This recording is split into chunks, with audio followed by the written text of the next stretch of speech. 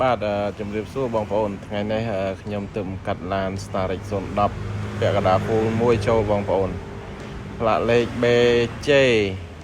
ផ្លាកលេខខ្ពស់ហើយឆ្នាំ010ទៀតបងប្អូនឡាននេះពាក់កណ្ដាល full ទឹកថ្នាំស៊ីន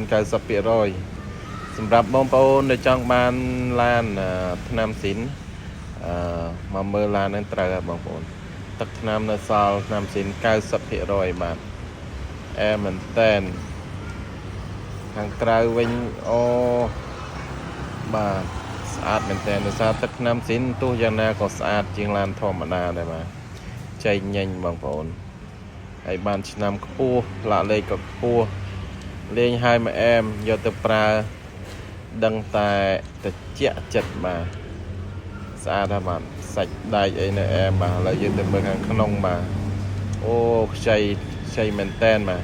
ហើយយើងមើលខាងមុខអូចៃល្អណាស់បងប្អូនយកទៅប្រើដល់តិចចិត្តហ្មងខាងក្នុងនេះលះល្អណាស់បងប្អូនបាទខាងក្នុងលះល្អមែនតែន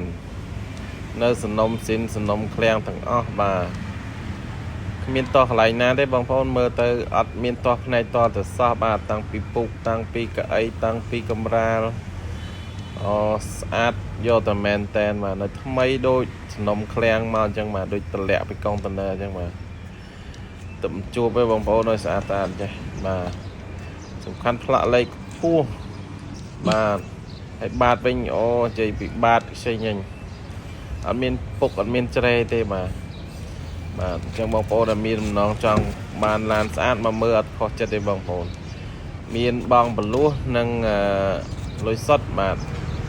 បងប្អូនចង់មកបលួសក៏បានដែរបាទមកមើលឡានជាក់ស្ដែងបាទសម្រាប់បងប្អូនដែលមានបំណងចង់មកមើលឡានបាទតាក់ទងមកលេខទូរស័ព្ទខាងលើនេះបានលេខទូរស័ព្ទនេះមានទាំង Telegram បាទអញ្ចឹងបងប្អូនអាច add តាម Telegram មកឆាតមកបាទឬក៏ទេមកផ្ទាល់ក៏បានដែរបាទអញ្ចឹងសូមអរគុណបងប្អូន